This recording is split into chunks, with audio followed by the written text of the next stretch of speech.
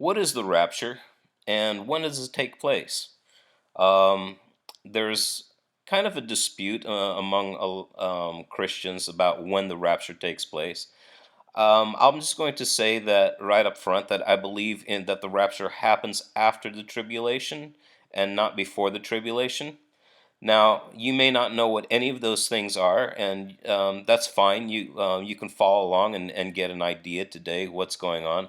Now, as far as the church people disagreeing on one of these things take place, it's not one of these issues that if at the end when you're standing in front of Christ, He's not going to be. The first thing He's asked you is not, did you believe in a pre-tribulation or post-tribulational rapture. It's not one of those things that will define you as either being a heretic or a believer, a non-believer, if you thought the wrong thing about it. There are some difficulties in figuring out those things. Now, I have my own opinion, but I think that I have a pretty good case about for it. And the reason actually that I wanted to do this video is that if you're going to understand the book of Revelation, in my I think it makes it very difficult, and that you end up adding a lot of things if you think of the rapture as happening before the tribulation. Also, you really have to separate the church from Israel, and I don't think that a lot of things that we think about that are that healthy or and they don't really make the Bible that understandable. In fact, they confuse some of those things. So, well, in any case, let me get going on this, and let's turn to Matthew 24. Matthew 24. Um, Basically, the disciples ask Jesus about what's going to happen in the future, and they ask about what's going. Jesus mentions something about the temple, and they start asking about him about the end times, and then he starts talking about the end times. And there's a sequence in here that you're actually going to see reflected in Revelation 6. Those are things that are tied together. All of Scripture is tied together, and sometimes all you have to do is kind of connect the dots. So, verse 1, Jesus came out from the temple and was going away when his disciples came up to point out the temple and the buildings to him. And he said, "Do you see all these things?" In other words, the temple and all these buildings. "Truly I say to you, not one stone here will be left upon another, which will not be torn down." He's talking about the destruction of the temple in Jerusalem. Now, that happened in 70 AD. It happened a long time ago. This is future for them, and they just want to know what's going on in the future. So this is not referring to the end of days. Okay, this is not the coming of Christ.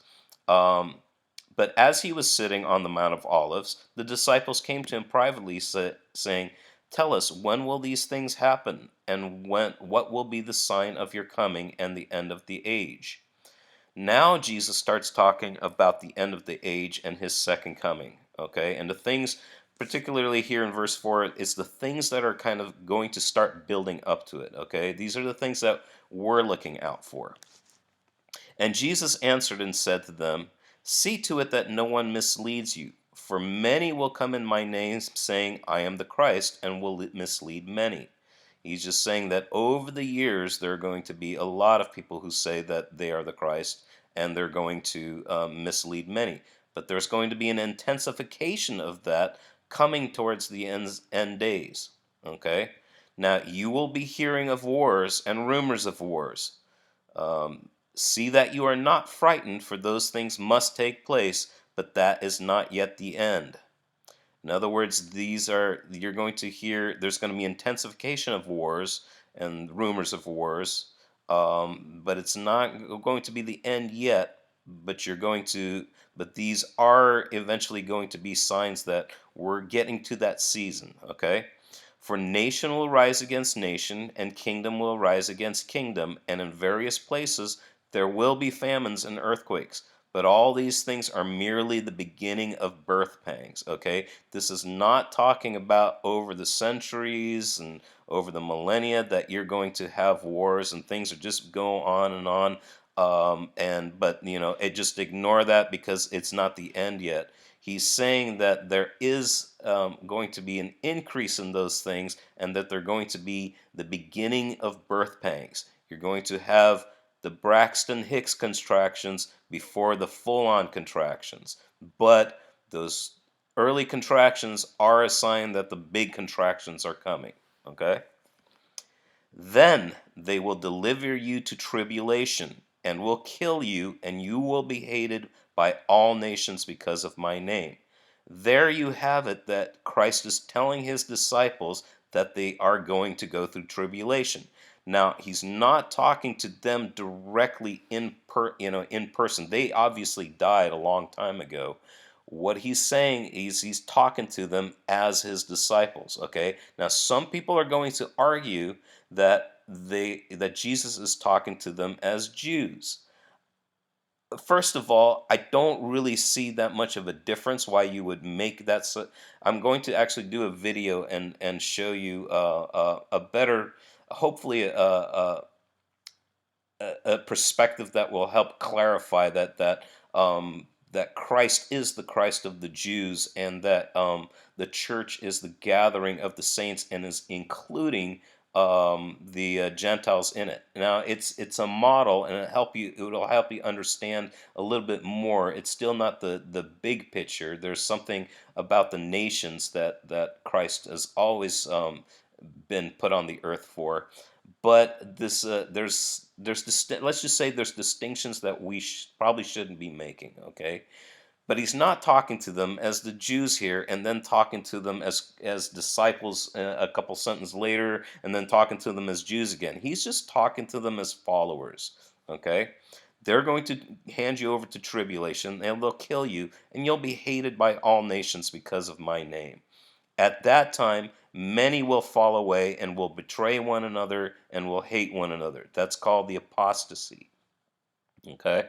Many false prophets will arise and mislead many. In other words, at that time, there's going to be an increase in false prophets too. So an increase in wars, increase in famine, increase in a lot of bad things, and there's going to be a lot of false prophets. Because lawlessness is increased, most people's love will grow cold. But the one who endures to the end, he will be saved. Okay? This gospel of the kingdom will be preached in the whole world as a testimony to all the nations, and then the end will come. The end is going to come, and it's going to be preached to the entire world. Now, a couple things that I wanted to point out is that at this time, because people are going to see an increase in wars and famines and those sorts of things, they're thinking, oh my gosh, this is the apocalypse. What's happening? We're looking at the end of the world here, and they might be on the right track, but they're going to fall. They're going to be suckered into believing, oh, wait a minute, there's the Christ, and here's the Christ, and oh, Jesus. No, Jesus is going to clarify in which way he will come. Okay, so therefore, when you see the abomination of desolation, now this is at the point where the Antichrist comes on the scene, and he's been on the scene, but this is kind of an indication that for a lot of people, they're going to miss the first signs that this person is the Antichrist. So he's putting this marker out there because it's at this time that I believe that it's really going to dawn on a lot of Christians and Jews who will turn to Christ when they see these things happening. That that this is kind of a marker. When you see the abomination of desolation, and that means that's an event where the Antichrist goes into the Jewish temple, and he's going to present himself as being God. It's just going to be a thing in people's minds where they're going, "Oh, we thought this was a good guy, but no, this person is evil."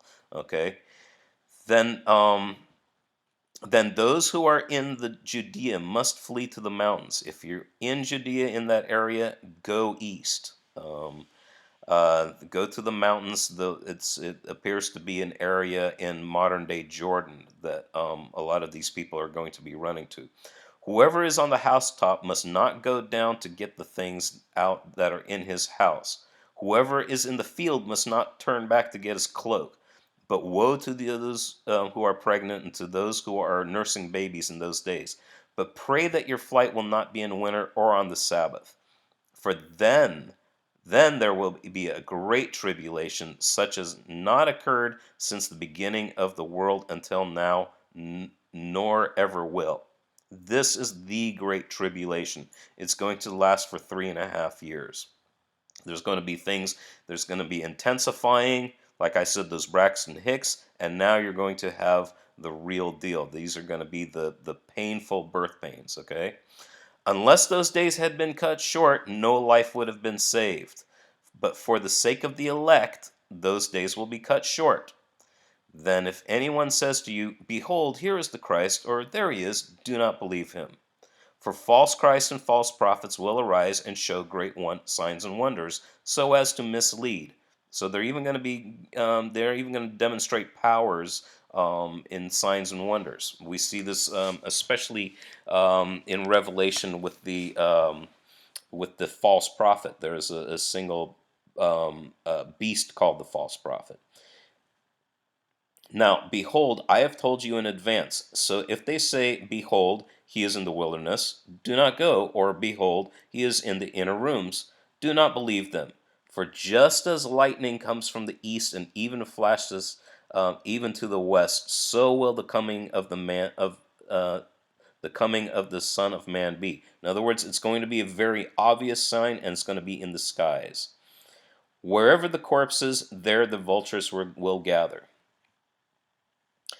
The glorious return. Okay, now, but immediately after, that's after the tribulation in those days, the sun will be darkened and the moon will not give its light. I'm going to call this event right here the cosmic disturbances, okay? Sun goes dark, the moon will not give its light, and the stars will fall from the sky, and the powers of the heavens will be shaken. And then the Son of Man will appear in the sky, and then all the tribes of the earth will mourn, and they will see the Son of Man coming on the clouds of the sky with power and great glory. And he will send forth his angels. Now, here is the rapture event, okay? He will send forth his angels and a great trumpet, and they will gather together his elect from the four winds, from one end of the sky to the other. This, well, okay, this coincides with the rapture. In a literal sense, what he's talking about, the four winds and gathering them together from the sky, is the resurrection. These are people who have died. They've gone to heaven, their souls are in heaven, but they don't have their resurrection bodies. What's happening at the time? First, what happens, and Paul describes this, is that the dead in Christ are going to rise. In other words, they are in heaven, but they don't have their bodies. Their bodies will rise, and they will be united, I should say, with their bodies. Okay, they'll receive their heavenly bodies, which they don't have yet. Then what happens is that those who remain on the earth until this time, they're going to be changed into their resurrection bodies immediately. So they don't have to die to get their resurrection unglorified bodies. Now, how can I prove this just from here? Well, first you can look up the things that Paul says about it, but here we have the equivalent verse in Mark 13. Like I said, it's the same Olivet discourse, but you get some details in the three readings of the different gospels that have the Olivet discourse. Okay, so it says again, but in those days after the tribulation, the sun will be darkened, and the moon will not give its light, and the stars will be falling from heaven, and the powers that are in the heavens will be shaken. Then they will see the Son of Man coming in the clouds with great power and glory. Now check this out. And he will send forth the angels and will gather together his elect from the four winds, from the farthest end of the earth to the farthest end of heaven. So he's getting them not just from heaven, but from earth. This is the gathering of the resurrected saints that are receiving their body from the earth, and those who have survived to the end. So the rapture and the resurrection work in tandem with each other. Okay? Back to Matthew 24. He says, "Now learn the parable from the fig tree. When its branch has already become tender and puts forth its leaves, you know that summer is near." In other words, you're going to be able to read these signs if you're paying attention. So you too, when you see all these things, recognize that he is near, right at the door. Truly I say to you, this generation will not pass away until all these things have taken place. What he's talking about is the generation of believers, okay? And he's not talking about a generation from, say, his generation in the first century. Heaven and earth will pass away, but my words will not pass away. But of the day and hour no one knows. So you can't know the exact day or an hour, but you'll know the times and the seasons if you know what to look for. So not even the angels of heaven nor the Son of Man knows this, but only the Father alone. For the coming of the Son of Man will be just like in the days of Noah. For in those days before the flood, they were eating and drinking, marrying and giving in marriage, until the day that Noah entered the ark, and they did not understand until the flood came and took them all away. So will the coming of the Son of Man be. The coming of the Son of Man will be like a flood that takes them all away. Then there will be two men in the field, one will be taken, and the other one will be left. Two women will be grinding at the mill, one will be taken, and the other will be left. This is basically talking about somebody getting swept away, okay?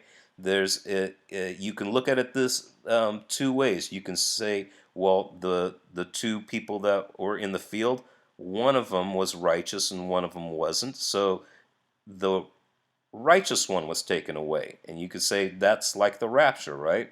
On the other hand, you could look at it and say, wait a minute, is the unrighteous one that was taken away, just like the flood swept away the unrighteous at Noah's time. I'm not going to get into that argument right now, but there's going to be a separation between the righteous and the unrighteous. So it says, therefore be on the alert, for you do not know which day your Lord is coming. You don't know the exact day. But be sure of this, that if the head of the house had known what time of night the thief was coming, he would have been on the alert and would have not allowed his house to be broken into. In other words, you got to stay ready and you got to stay wary. Okay. For this reason, you must always be also must be ready. For the Son of Man is coming at an hour when you do not think he will. You'll know the season, you don't know the hour. Now, there's two things that you have to confuse to that well that okay, let's just say there's two things that people who believe in a pre-tribulational rapture, in other words a rapture that happens before the tribulation, that they often confuse. Number one is that the idea of Jesus coming as a thief means that that is the rapture event. So I ask a lot of people when I say the coming of Jesus, the second coming of Christ, what comes into your mind? And most often people will say, "Oh, the rapture." Okay, the second coming of Christ is associated with the rapture, but that the rapture is our going away. It's not him coming. In other words, he's not coming two more times. He's not coming to rapture and then coming again later on. Okay.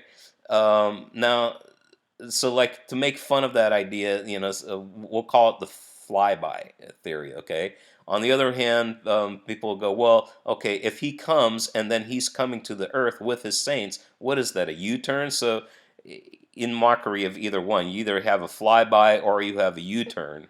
So I actually believe in more of a U-turn. I don't know if it's an immediate one, but but when we're talking about the coming of Christ, and we're talking about the thief in the night, him coming as a thief in the night, is not about him coming as a thief for the rapture. It's about him coming as a thief and destruction coming on those who are not ready. If you were talking about a pre-tribulational rapture, then you would be talking about him coming as a thief in the night.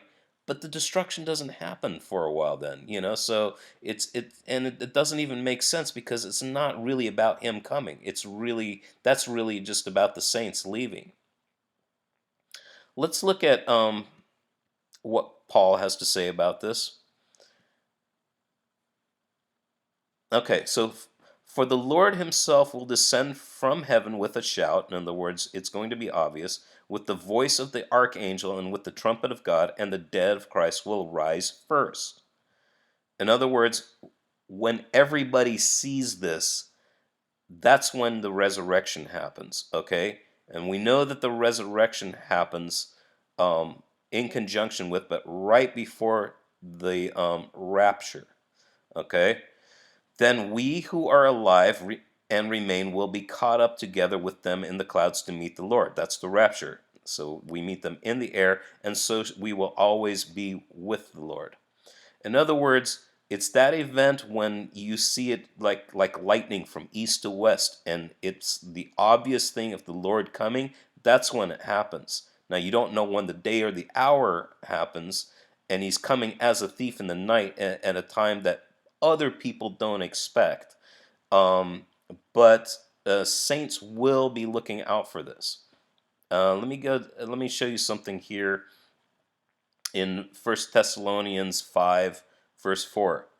It's talking about, now as to the times and the epochs, my brethren, you have no need that anything be written to you. In other words, he's saying you understand what the times and the seasons going to be. You're going to recognize that, okay? But you yourselves know full well that the day of the Lord will come just like a thief in the night. While they are saying peace and safety, then destruction will come upon them suddenly. He's talking about people who are not watching, okay? Suddenly, like in labor pains upon a woman with child, and they will not escape. Okay? But you, brethren, in other words, you who are watching for this, are not in darkness, that the day will overtake you like a thief. It's not, Jesus is not coming like a thief to those who are paying attention. Okay? You are all sons of light and sons of the day. We are not of the night nor of the darkness, so then let us not sleep as others do, but let us be alert and sober. Let's talk for a second here about these, what I call the cosmic events, okay? But immediately after the tribulation, you have this thing where the sun will be darkened, the moon will not give its light, and the stars will fall from the sky, okay? Joel talks about this, and he says, this is this event. It's in Joel 2, verse 31. All right, let's go with 30. I will display wonders in the sky and on the earth, blood, fire, and columns of smoke. The sun will be turned into darkness and the moon into blood. These are the cosmic disturbances. Before, it says, before the great and awesome day of the Lord comes. In other words, these are signs of something that happens before the day of the Lord. Okay? Now, let's go to Revelation 6, and we're going to see a pattern here that we've seen along with Matthew 24 and what I just pointed out to you in Joel 2. We're here at the seals. Now, there's a scene in heaven where Christ is basically given the scroll. It has 7 seals on it. He's going to judge the earth, and some people interpret these seals as judgment. These are not judgment, and I'll show you why, okay?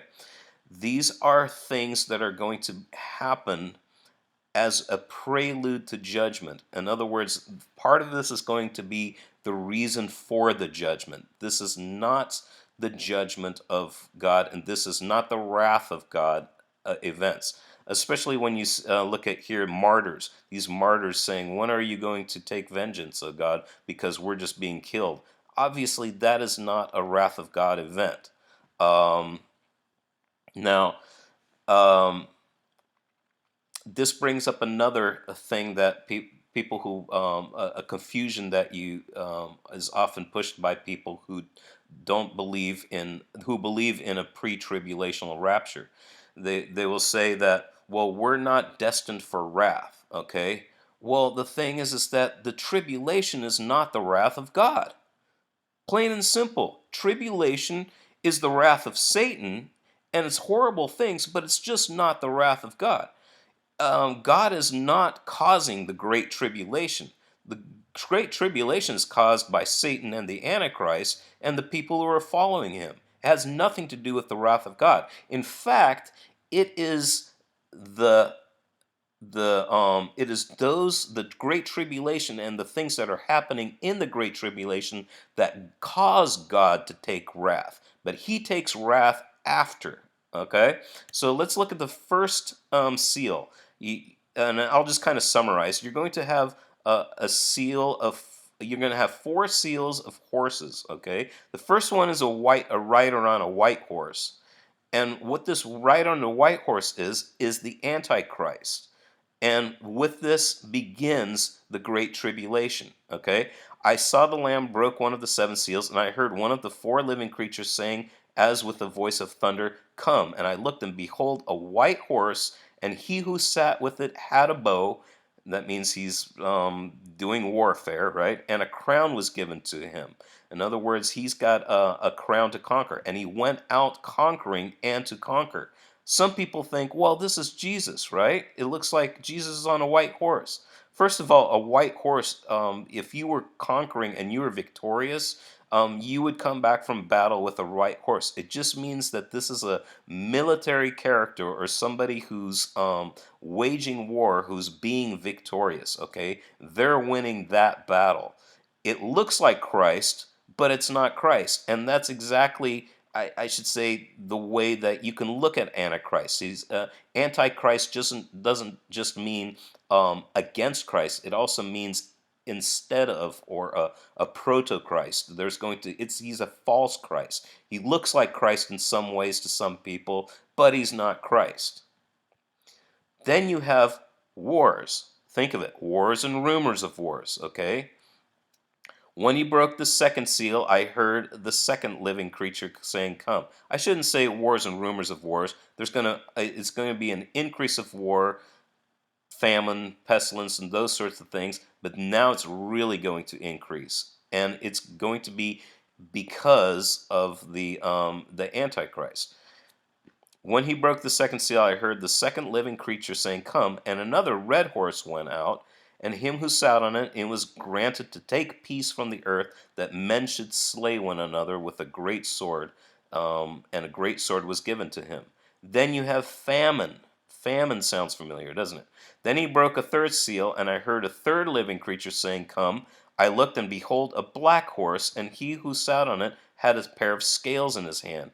Now, I'll just summarize it from here. And then you have a lot of death, and then you have martyrs. Okay, now check out what they're saying. They're showing up in heaven, and they're coming. They're appearing. Their souls are appearing under the altar. Okay, so underneath, I saw underneath the altar the souls of those who had been slain. They haven't received their resurrection bodies yet. And because of the word of God and because of the testimony which they had maintained. These are believers in Christ, okay? And they cried out with a loud voice, saying, "How long, O Lord, holy and true, will you refrain from judging and avenging our blood on those who dwell the earth?" Why are they saying this? Because the wrath of God has not come yet. Okay, none of this is the wrath of God. They're saying, when are you going to show your wrath? Because now we're just being slaughtered left and right. And there was given to each them a white robe, and they were told that they should rest a little while longer until the number of their fellow servants and their brethren who were to be killed, even as they had been, would also be completed. Now, get this, okay? The sixth seal. Then I looked, and he broke the sixth seal, and there was a great earthquake. The sun became black as sackcloth made of hair, and the whole moon became like blood, and the stars of the sky fell to earth. This is that cosmic events thing. This is before the day of the Lord, as we saw in Joel. This happens before he comes, right before he comes.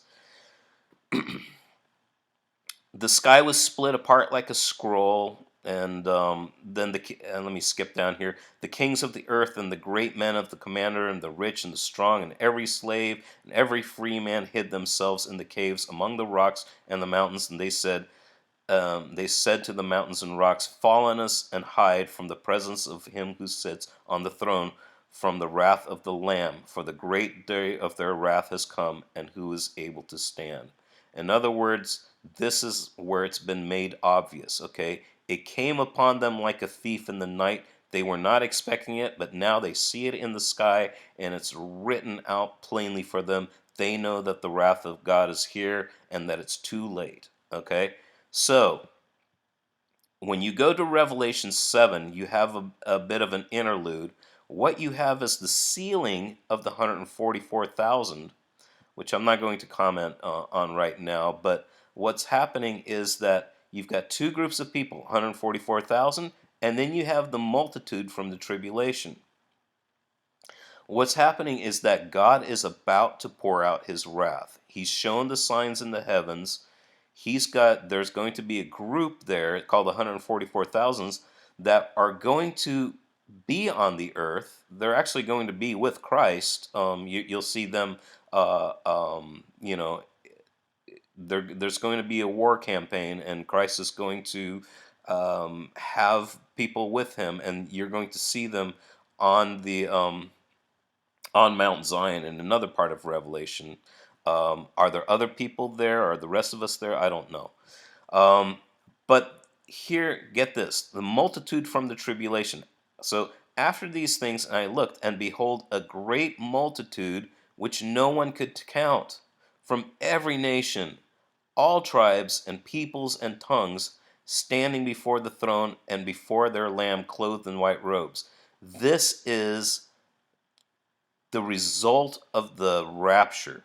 The people who were in the tribulation and survived to the end, all of a sudden they show up in heaven. Okay? So let me skip down here. Then one of the elders asked, saying to me, these who are clothed in white robes, who are they and where have they come from? He's asking John. Says John's basically saying, I don't know, you tell me. So, and he said to me, so this messenger says to him, these are the ones who come out of the great tribulation. It has nothing here about them being martyrs. Okay? These are the ones who were in the great tribulation. They were taken out of the great tribulation by the rapture.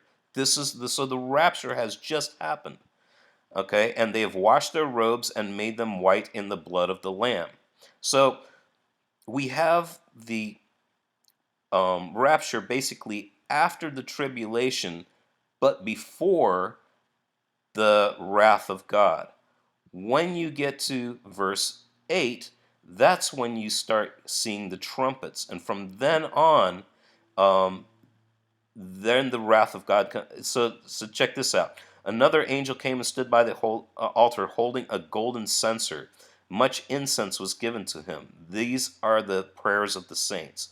Um, okay, so just take my word for it for now, but you can read Revelation up to this point, and you'll see that the incense are the prayers of the saints.